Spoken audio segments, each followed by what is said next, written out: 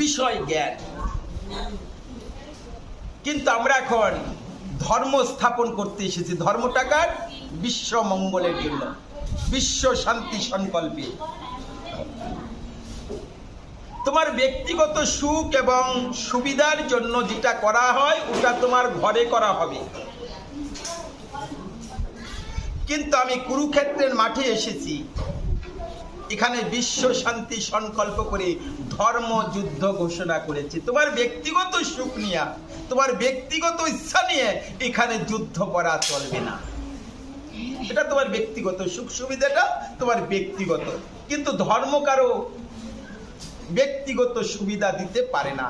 ধর্ম সবার সমাধান, সকলের সংস্কার, শাস্ত্র সকলের সংস্কার, সকলের সমাধান বস্তু।